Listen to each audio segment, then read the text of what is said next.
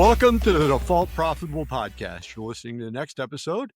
Today, we're going to take a look at what it takes to grow a specialty business that's a passion project. We're going to talk about some successes, some failures, and hopefully get a couple of good stories out of today's guest. I'm your host, Matt Nettleton, and today my guest is Andrea Simpson. Andrea, welcome to the podcast. Thank you so much for having me. I'm excited to be here.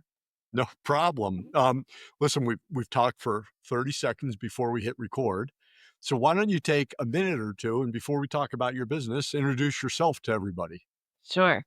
Well, my name is Andrea Simpson. I am co-founder of Orangely, a wellness bottle shop and community space where my other co-founder, Kristen Patrick, is my sister. We are from Carmel, Indiana, from elementary school to Carmel High School. We're lifers. We both went and lived in different places. I lived in Los Angeles and San Francisco and Austin and came back. But she lives in Fishers now. I'm up in Westfield. I've got 2 daughters and a lovely husband, and here we are. Excellent. Well, I'm glad that you escaped Carmel. I have so much love for Carmel.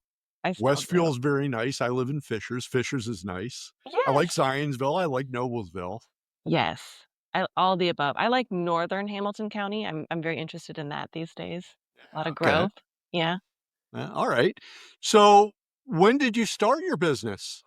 And what is the name of your business? And tell us a little bit more about it. Well, we recently, last fall, we rebranded. So our business, Orangely, is a wellness bottle shop that we opened March, June, July of 2022. We offer alcohol-free wines, beers, spirits. We also offer drinks that have adaptogens. Some have CBD, some have THC. The idea is that everybody likes drinks. Drinks are fun. You're going to need drinks for events. You know, it's a fun beverage store. So we originally started, our original start was as Lauren's Alcohol-Free Beverages, which we named after our dad because he passed away around the time that we opened the business, and he was a really great businessman. So we thought that would give us some good business juju. So what did he do? He worked in manufacturing, logistics, and finance for RCA. Okay. From Southern Indiana, worked there his entire career until retirement. So I think that's commendable and very unique these days. And I think about it. I used to think it was old fashioned, and now I think, wow, that's kind of incredible. Yes. But what we realized 1 or 2 years in is that alcohol is one of those things that can be a little triggering or make you think a lot of different things. There's a lot of onion peel pieces to let me start over. Alcohol can be a little bit complicated. And so in having a name in Lauren's Alcohol-Free Beverages, we felt that people were saying, I'm not alcohol-free or I'm not sober. This doesn't apply to me. So we updated and went through the trademark process, and we hired a designer, and we went with Orangely because that's what it is. It's fun drinks. If you're going to have a party, it's good to have options for everyone. There's so many fun drinks that exist on the market right now that we really wanted to remove any barriers of people thinking a certain way about it and saying, hey, this is a fun place to shop. And it is. Okay. And so, as you said, alcohol can be complicated, but you started a company with alcohol-free beverages for parties. Was there a specific reason for that? Was there a passion behind that? What was the... My sister and I have always dreamt of starting a business. We've always loved to shop local. We've always kind of been thinking in the back of our minds, what would it be? In 2021, I broke up with alcohol, and it transformed my life in ways that I couldn't have imagined.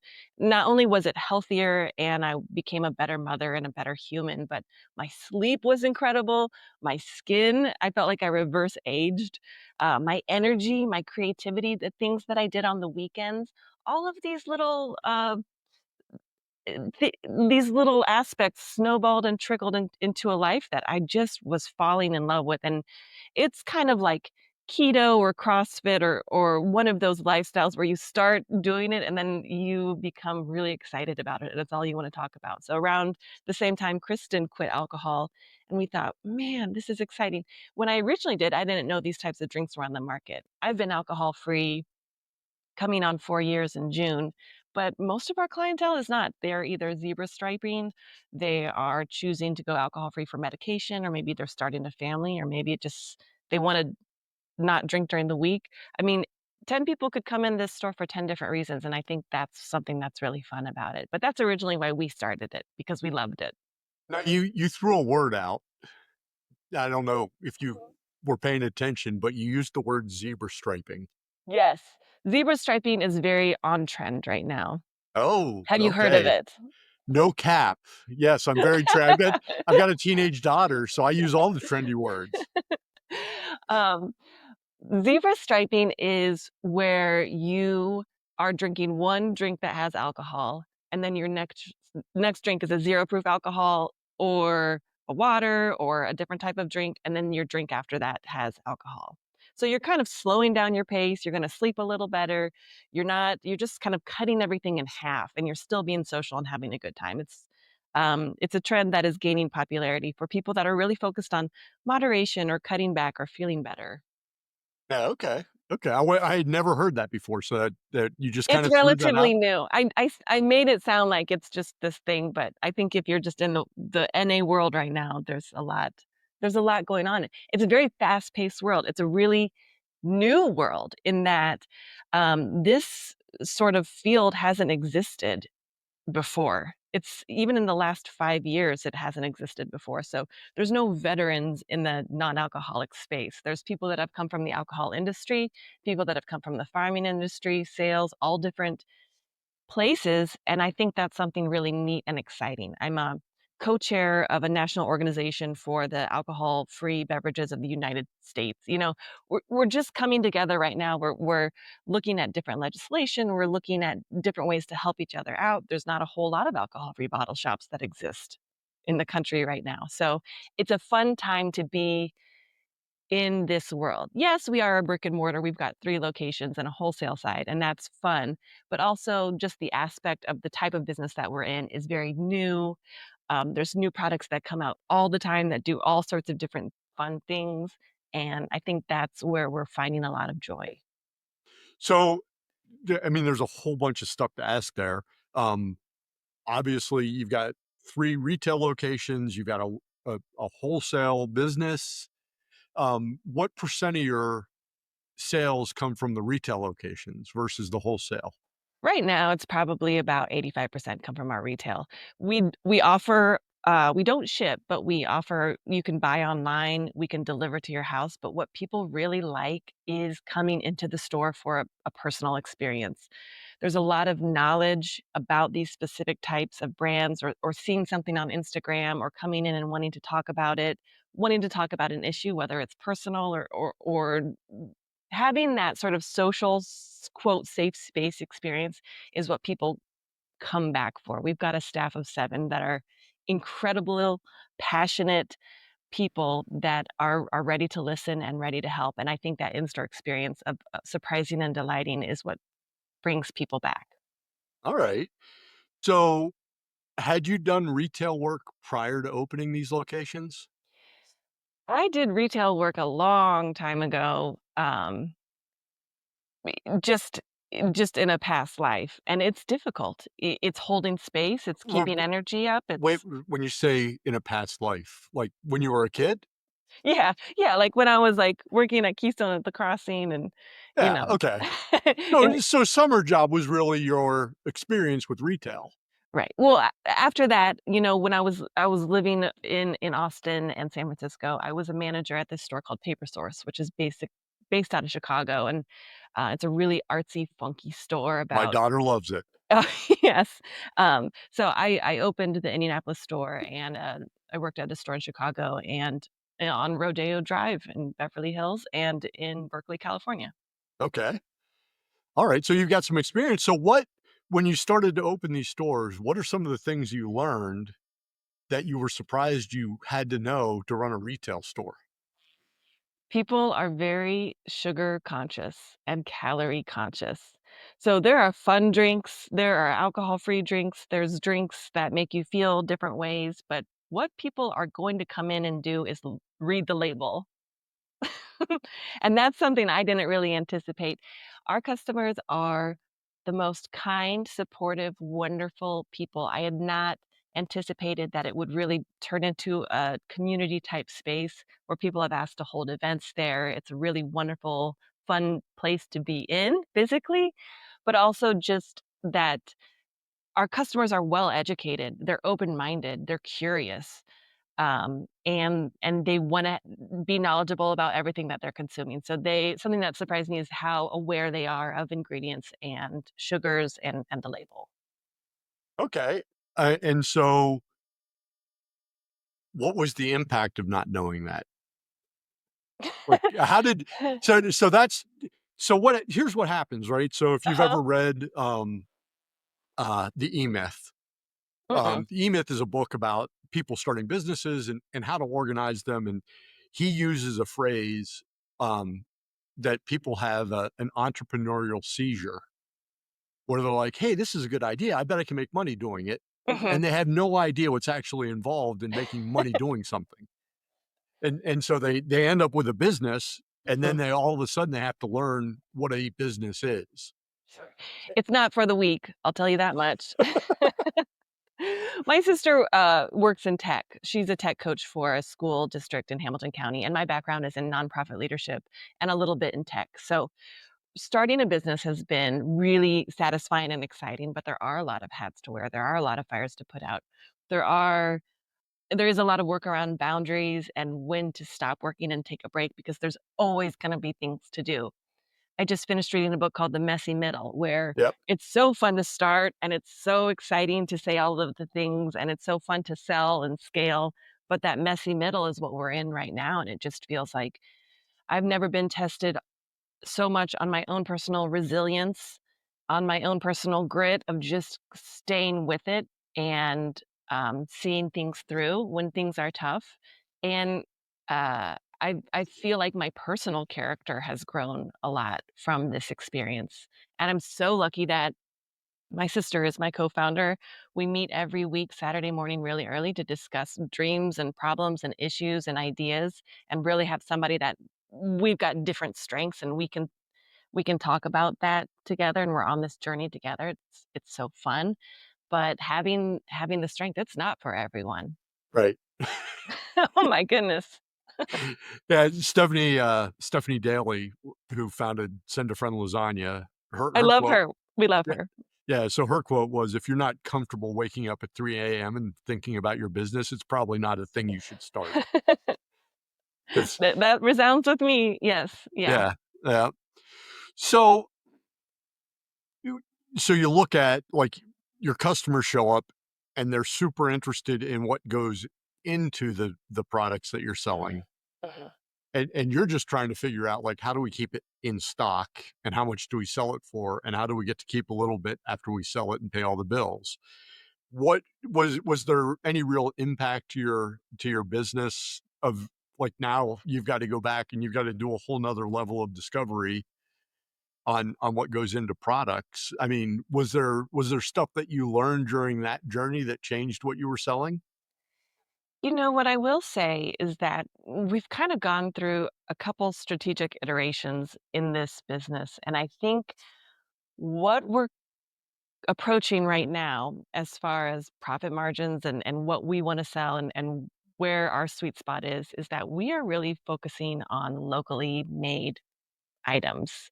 Um, we had a training session with our staff last night with the sales director from Floral, which is an Indiana-based THC seltzer company, homegrown. I mean, the plants are grown in Indiana. It's manufactured in Indiana. It's sold in Indiana. It is an absolute Hoosier made product, and we're so proud and we're so excited that all of our staff really knows about it now. But there are so many drinks that exist in this space right now, and we get emails all the time of people pitching us to sell drinks in our store. And the temptation early on was to do something to find the trendy items and to find the cool things that maybe had a higher price point. But now we are really focused on A, looking at ingredients, B, developing relationships with brands. If something sells really well, we want to have a discussion about selling wholesale. We want to have a discussion about buying large quantities. And then supporting local as much as we can. All right. So now what on LinkedIn you had a post where you send out a weekly like sales report, and the Yes. last one that you sent out actually had reduced sugar gummy worms? Kristen and I have this obsession with this candy called Rotten right now, and it is Okay. so funky and so weird. And it's this company made by Michael Fisher, and we follow him on LinkedIn, and we've got this like LinkedIn obsession with him. He's from Stanford, and he said all his friends were making these tech startups, and he just started he decided to start a candy business. It is a whole lot less sugar. It's a lot less colorings. It's sweet. It's not made up false sugars. It's still sugar, but it's just a really fun sour candy. The backstory is hilarious, and we decided to start carrying it at our new store in Broad Ripple, which we decided was going to have like a more funky, artsy sort of appeal. So we brought in some new products that we don't usually carry. And Kristen makes the staff letter each week about top selling products. Here's a little video about product knowledge, about how something is made. Here's something to know. And so for the first time, Rotten was on that list, and we were very excited because we love following that brand and learning about it. And it's just one of those little silly things that um, makes it fun. Yeah. All right. Yeah. So you mentioned early on, you said, "Hey, running a business isn't for everybody," right? Right. Yes. And I'm sure because you've got 3 locations and a wholesale business and you're doing pretty well and you're pretty excited about it and you probably talk about it with people. I'm sure that you have people that come to you and say, "Hey, I work for the big mega corp, but I'm thinking about starting my own thing. What advice would you give me?" How do you handle that conversation? What do you say to them? What are they saying? I want to start an alcohol free bottle shop. "No, I wanna start my own business." So, like, like, you have a business, I wanna have a business. Don't quit your day job. Which is what I did a little too early, and, it just adds stress and it adds an element of, uncertainty, and again, very character building stuff. Yes, at some point, we all end up with too much character. Yes.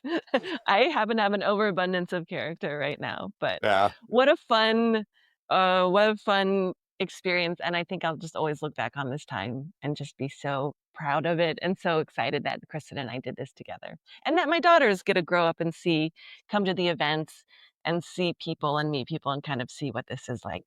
Yeah, okay. Alright, so if 2025, Andrea, could go back the night before you officially launched this in 2022, and you get to sit down next to you and you're having a non-alcoholic, THC-infused healthy beverage, right? And Uh-huh. you say, "Hey, listen, I'm I'm 3 years ahead of you. Uh-huh. Everything works out. You'll be fine. But here's what you have to focus on first when you open up tomorrow." What's the advice that you say focus on first? Okay, Matt, I've been listening to episodes of your podcast, so I have been kind of thinking about this question. Good. And I think what I would tell, uh, 2022 Andy is that it is what is gonna be most satisfying and exciting about this job is the relationships that you build. And I am a shy person. I'm a reserved person, so I tend to be a little more focused on the business and doing it well, but getting out maybe to one zone events, meeting people from Indie Maven, meeting people who wanna have events at our store, meeting brand representatives. I think I was very conservative in the first year or 2 about that, and now I see that is what this is all about. And I think meeting people, trying new things with people, putting more time in my schedule to go get coffee. And people have been wonderful about, "Hey, can you go get some coffee?" "Sure, let's talk about business." And, no one said no to me yet. And just getting out, meeting people, building relationships, building things together, trying new things would be so important and so meaningful to me. I think in a lot of my jobs, I've been in leadership roles where you wouldn't expect me to be shy or introverted, but I love to work and I love to be a part of things. So it's been a little bit of an unnatural push for me, and it continues to be so at Orangely, where I really find the more I push myself to go out and meet people and to do things that are fun, the more I'm getting out of this experience. Right?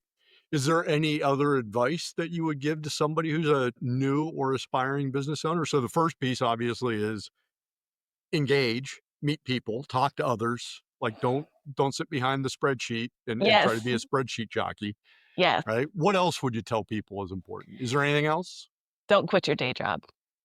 Don't quit your day job. Tell me about that. Just maybe get the, prime the pump a little bit and figure some things out. It worked out okay. I'm doing okay, but, just just to have that psychological feeling of a safety net for as long as you I think can allow a little more creativity, a little more risk, a little more enjoyment, in the long run. But if you're gonna start a business, maybe you won't. I mean, you're just excited and passionate, and that's what you're gonna do. So So stay strong. one of the things that's come up in 130 some episodes is that before you start a business, you should have three things, right? You should have A a well mentor, a savings. you should have first, it starts with a good strategic plan, right? And Uh-huh. then second, you should have savings so that you're financially secure. And then third, you should find a mentor who can help give you some advice, whether it's SCORE or somebody else. How many of those three did you have? We had a great plan. Was it accurate? It was close. Okay. It was Close a is what percent do you think you got right? oh gosh. I haven't looked at it in a long time, but I think we had the idea, uh, the yeah, we had the concept kind of close. So that seems fairly accurate. Like most people think that the plan is pretty useless, but the process of planning is pretty valuable. Absolutely, yeah, and it's the thing about an alcohol-free bottle shop is that we met with different advisors and through the small business, through the SBA and through chambers and whatnot. And there's something specific about this business where you're talking to certain people. It really depends who you're talking to, where they get it or they Right. don't get it. Alcohol-free alcohol. Like somebody's either going to be like, "Oh my gosh, that's so neat. That's inclusive, that's health conscious. We cater to high achievers. We cater to people that are trying to do their best, have health goals, trying to be the best person of themselves. That is so cool. I'm going to go there." And then there's people that are just give you this look that are kind of like, "Oh, you don't get it yet." So Chris and I kind of had to move past that, and now we're in this space and we found some amazing mentors in this space that have lots of history in the alcohol world and have transitioned or things like that.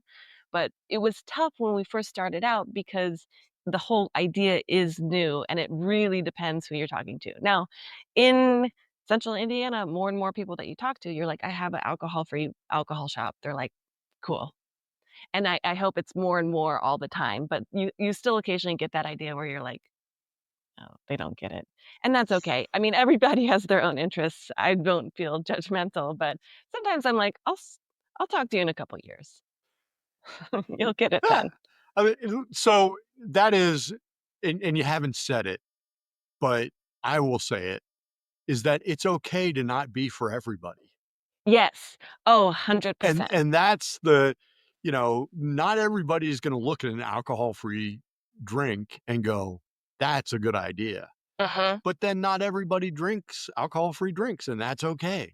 Like, there are people that don't Yes. have a problem with alcohol, and there are people that just don't have a problem and don't want it, and that's Right. okay too. So Right. it's so you gotta know that whatever it is that you're selling, unless you're selling ice cream, there are gonna be a lot of people that hate you. Our our mantra, our tagline is be a better host. So it's not about sobriety, it's not about wanting alcohol or not. It's about creating an inclusive space where everybody has options, and there's fun drinks Yes. that exist right now, and we are not for everyone, but we're for a lot of people, and, uh, we're just trying to have fun. Perfect. It's working. Perfect. Well, I think that's a good spot to wrap up, right? So that's a quick 25 minutes. That went by very fast. All Thank you right. so much for having me. No problem. Well, let's remind people, if you're listening, there's 3 ways you can help us. You can leave a review on Apple or wherever you're listening. You can hit subscribe, and you can have an episode like this that you share with other people that you think would be interested. Andrea, I want to thank you for being a guest. You were great. Thank you so much. It was a pleasure. I appreciate the invitation. No problem. And for the people listening, we'll be back next week with the next episode of Default Profitable. Until then, stay focused, keep working, stay profitable.